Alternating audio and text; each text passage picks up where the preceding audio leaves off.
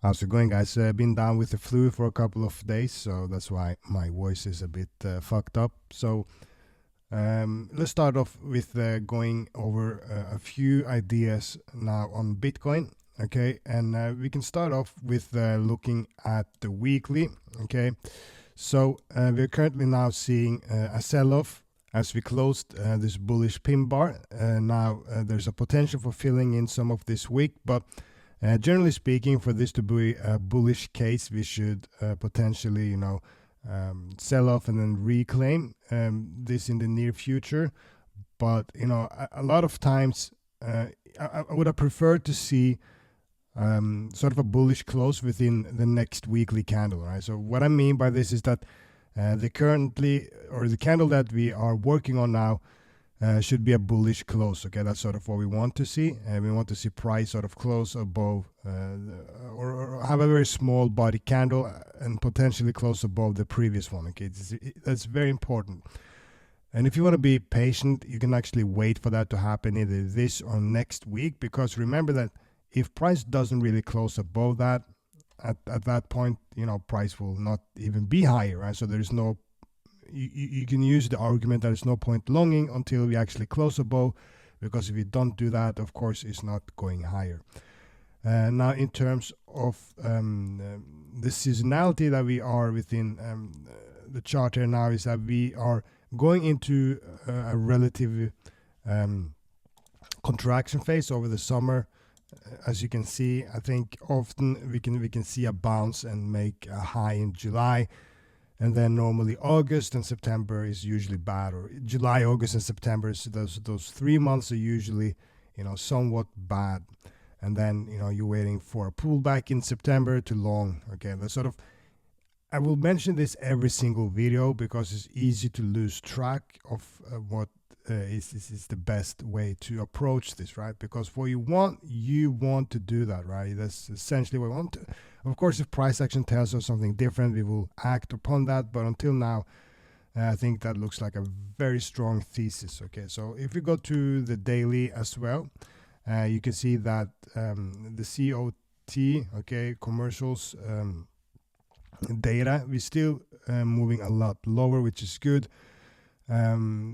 The positions are sort of equal as all, and there's not any major change in positions for commercials, so it's basically just the same. All right, so there's no really change. They are more or less being, some half have been hedging, the other half sort of just been holding price at current levels. Okay, so there's no change in that. Now, if you look at Bitcoin in terms of the daily chart, we can discuss a few things here that is decent enough. So we're having a stop rate lower here. So you can see this is the stop rate lower. Okay, the liquidity is at these levels around the 60. Okay, which is a big figure. We had a slip lower into that. We tried to reclaim. We sort of failed, or currently failed, which can change obviously, and that is sort of what this trading is about. So let me just explain a few things. So a lot of times price mimics the other side because that's where liquidity is. So if you look at that candle, that sell-off right there, this is sort of what we're going to mimic. So we're mimicking now the other side. So this is how head and shoulders are created. Okay, and you get sort of like this again, then price moves higher. A lot of times price won't really retest lower, and other times you might retest lower. Okay, so in reality, I just want to explain this because this is where most people fail. Okay, and that's why Twitter and traders in general are distorted. The difference in general in price, if price does this and moves higher, if price does double bottom or goes higher, or if price moves slightly lower and goes higher, all these three outcomes are actually identical. Okay, the only difference is the amount of liquidity in the order book at that given time.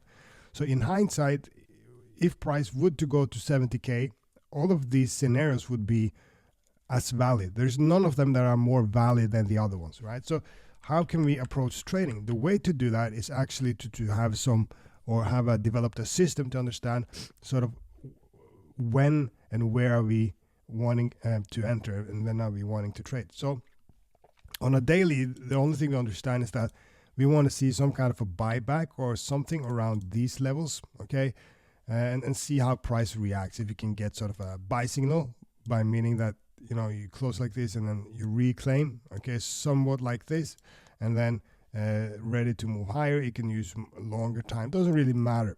Some kind of sideways consolidation that shows the price really failing to drive lower. How can you see that? Okay, you have to then go to, for example, 8 hour, 4 hour, and whatnot. That's why we have developed this system for the indicators. As you can see, it tells us when to buy, right? And it's not based. You don't want to solely just rely on this with blind eyes, right? That's not what it's about. It's just about that when you're seeing an expansion, right? So relative. So what happens is that you're getting an expansion. If you get expansion from this high to this low, okay, what happens is that it creates a divergence, okay? It's like a rubber band. It gets pulled and then it gets pulled back in the opposite direction. That's the green hill. The triangle and the bomb, it shows closest, right? It shows that these candles, these candles at the bottom saw a buyback, a strong buyback, and potentially reversing price. So when we are seeing, and then we're having a COT proxy with this this green line moving lower, okay? And when we combine these three together, we understand there is a very high likelihood of seeing higher prices, right? And it corresponds with the idea, because our idea is that we want to see a reaction within these lows, but we don't know exactly which level to bid. So instead of just blindly bidding and don't know what we are doing, we're waiting for these signals to come in, all right? So we have to understand as well that high time frames, such as 8 hour signals, daily signals, they don't come very often, okay? They come every now and then after larger moves. Now the 4 hour and 1 hour signal, they're coming much more frequently, but they're less valid, right? It's a high time frame signal, the more valid it is. So as we saw now, we had a major signal, but remember that if you don't have an expansion, you can't. Okay, so let me explain this. To develop a signal, right, you need a consolidation, the expansion. When you get that expansion, that's the rubber band that gets pulled, and you get that green hill, right? When you're getting the candle closest, any bullish candles, candles close, bullish divergence, if you close, move lower, close higher, whatever it does, when price reverses at the bottom, it gives the buy signals, okay? So what we are doing then, we're waiting for getting extreme on this, right? You want that extension phase. Now, without the extension phase, you can't really get any signals, right? So that means that when I see price like this, we are waiting for an extension, right? We want the extension and then see the buy signals, then we get in, right? So we understand that we want somewhere within this range, within the 60K level, we want to see price extend into that, give a buy signal, and then we jump in. Now on the lower time frame, on the 1 hour as well, we're sort of seeing the same area. You can see we're already getting a few buy signals on the 1 hour, but they're not really valid when you don't have them on the high time frame, right? So they will only become valid once you're getting bullish close. By bullish close, what I mean is that you can see that lower high, lower high, lower high. If this is a double bottom, you can see price extend, retest, do something like this, okay? Create some kind of a reversal within that level of liquidity, right? That means that this was tagged, we're getting into a reversal, this is the low, we take the trade right there, okay? And then we target 70K, okay? That's if you don't get if you don't get this, then we just have to wait for a higher time frame reversal, okay? That's sort of the main thesis that we are watching for. If we can go and take a look at S&P 500 as well. If you look at the daily on S&P, you can see that very beautiful bounce as Bitcoin took a lower low. We had a higher low on S&P 500, and you can see here that we're getting some sell signals. Sell signals are not valid or not as valid as buy signals. Okay, buy signals are completely different, and not each time frame give the same doesn't have the same value as other time frames. All right, and depending on the structure as well, different time frames will give different values. All right, so you can't just use it however you want. You have to use it in a sense that is understandable. So we're getting here, showing here that we're getting some sell pressure and we're having a few sell signals. What that tells me is that we can see a sell-off. Okay, and you can see the other part, which is important in terms of liquidity as well. If you just point out, you can see here that you're having this here, right, this area of liquidity. If you use the fib level, this will probably be the 0.70 or something like that. And then you're having this extension coming back low. So it just looks like it wants to roll over, doesn't it? Right? So it looks like this, and then potentially coming back down, something like this, and then continue, whatever. Okay, something like that. Okay, and if that is the thesis here now on S&P 500, the same goes for the 4-hour on Nasdaq as well. It seems like price wants to roll over for a quick sell-off to fill in some of the gaps lower. Let's take a look at the dollar chart. Not that is important. They had a wick there, moving back up. Okay, so half bullish on the dollar, coming here, retesting. Just the volatility in FX is minimal at the moment, so it doesn't really matter, to be honest. But this is now an understanding. You know, the point I'm trying to make is that you need to be sort of cautious and patient now to see, you know, what we're going to get, because it's not for sure that we are going to see these bounces, right? If that's not certainty at the moment, because we haven't really seen the confirmation of a bullish continuation yet. Just want to point out here you can see a perfect a bottom formation, right? You're having 3 small body candles, then followed up by a high time frame expansion. You want the next one to be bullish close as well, right? Or something like that.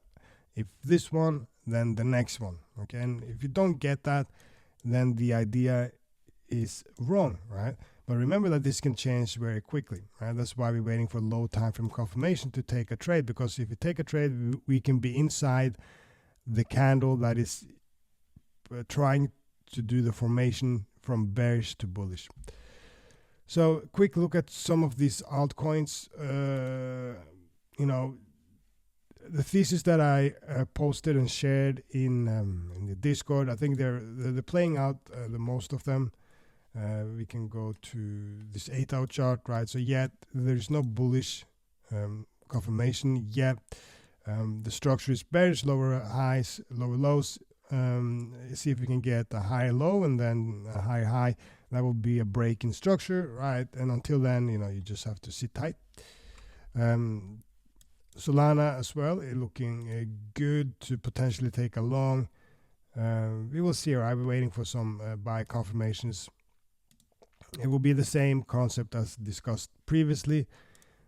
Price coming back down, something like this, and then moving higher. Okay, something like this. But yet there is nothing to act upon, right? So as long as nothing to act upon, same idea here on FTM as I mentioned previously. Nice one, good buy signal. We had a sell signal afterwards, so we're in a consolidation phase. Okay, so we have to see how this turns out, but I like the main concepts here, and I think it looks pretty good. So that's it. Near looking very strong. I think, you know, Near and Solana are the two, especially Near. There's something going on with Near, in my opinion, or they're just holding it there before it nukes. But Near is looking extremely bullish, in my opinion, or currently, right, until it breaks the structure. Of course, I can be wrong on this, but, you know, while everything is looking like crap, Near is looking really, really good. Pepe, not my style at the moment. I think this one looks good. Might do a retest of range lows. We will see. All right, so we're doing some bearish retest now, and we have to see how things unfold, to be honest. The same goes for AVAX. See that we're currently not looking so good. All right, I'm trying to paint a picture here of what is going on, and that's why I say that Bitcoin is the leader, right? And first we see what happens with Bitcoin, then we see what happens with these altcoins, and we need something more to rely on, because just yet we have a massive gap on most of this, right? So you see this as well. Okay, you see how that was the high. Okay, and a retest can be good to buy, right? So I think Fed, a retest could be good, NEAR will be good, Solana will be good. So I think those are the main ones that you should trade. Solana, NEAR, and Fed. Buy a retracement there to target high prices. I think that will be a good option. So let's see how Bitcoin behaves here, and see, because if you're gonna get a pullback on equities, probably gonna overlap into crypto as well. Okay, guys, let's talk later. Peace out.